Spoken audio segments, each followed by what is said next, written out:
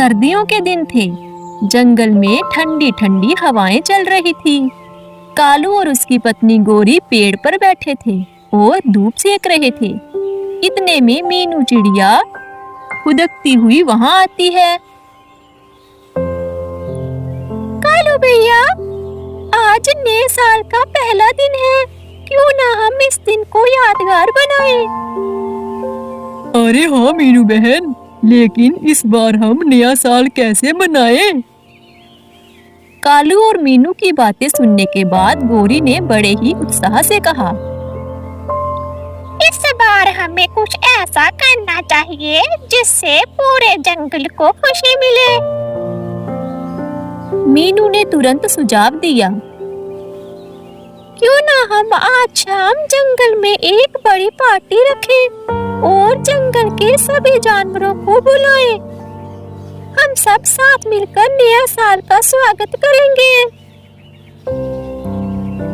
लेकिन पार्टी का आयोजन करना आसान नहीं है। इसके लिए हमें हर एक काम मिलकर करना होगा। मीनू, तुम जंगल को सजाने का काम करोगी और गोरी, तुम मेहमानों को बुलाने जाओगी और खाने पीने का इंतजाम मैं कर लूँगा। हाँ कालू भैया, हम ऐसे ही मिलकर काम करेंगे। इससे हमारा काम जल्दी खत्म होगा। अब हमें अपना अपना काम शुरू कर देना चाहिए। मीनू जंगल को सजाने लगती है। वह ऊंचे पेड़ों पर चढ़कर उन्हें सजाने लगी। दूसरी ओर कालू जंगल से मीठे फल लाने निकल गया और गोरी दूसरे पक्षियों को न्योता देने चली गई। सबसे पहले गोरी मिट्ठू तोते के पास गई।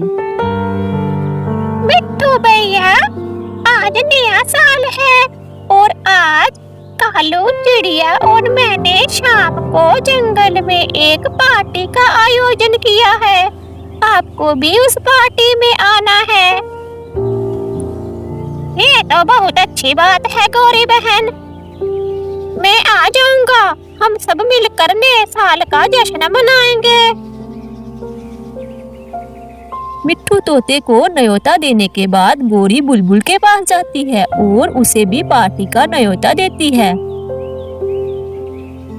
ऐसे ही वह जंगल में सभी को न्योता देती है, पर कुछ पक्षियों ने ठंड के कारण पार्टी में आने के लिए मना कर दिया।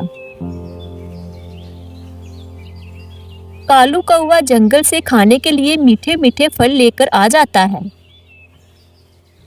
अरे कालू भैया, आप तो बड़ी जल्दी आ गए। हाँ मीनू, मैं फल ले आया हूँ। शाम होने को है, पक्षी भी आते ही होंगे। मीनू, तुमने तो जंगल को अच्छे से सजा दिया है। इतने में गोरी भी आ जाती है।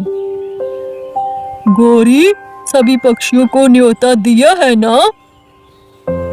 हाँ कालू जी, पर कुछ पक्षी तो कह रहे थे कि ठंड बहुत है, हम नहीं आ पाएंगे।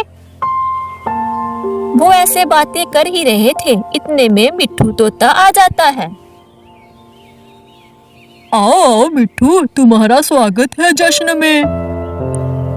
मैं तो सबसे पहले आया हूँ। आज पार्टी में खूब मीठे मीठे फल खाने को मिलेंगे। हाँ मिट्ठू भैया, क्यों नहीं, आप जितने चाहे मुझसे फल खाना। फिर धीरे धीरे बाकी पक्षी भी इकट्ठा हो जाते हैं।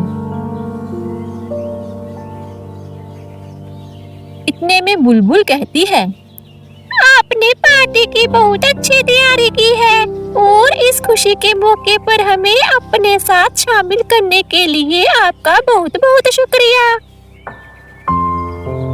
बुलबुल बहन, इस जंगल में हम सब पक्षियों को मिलकर रहना चाहिए। चाहे खुशी हो या परेशानी, हम सबको एक दूसरे का साथ देना चाहिए। अब बातें बहुत हो गई, चलो अब सभी मीठे फलों का आनंद उठाओ। फिर वो सारे पक्षी मिलकर मीठे मीठे फल खाने लगते हैं। जंगल के सारे पक्षी बहुत खुश थे। कालू, तुम्हारा बहुत बहुत शुक्रिया ऐसी दावत के लिए। दोस्तों, आज का दिन हमें ये सिखाता है कि खुशी बांटने से बढ़ती है। अगर हम एक दूसरे का साथ दें तो हर दिन खास बन सकता है।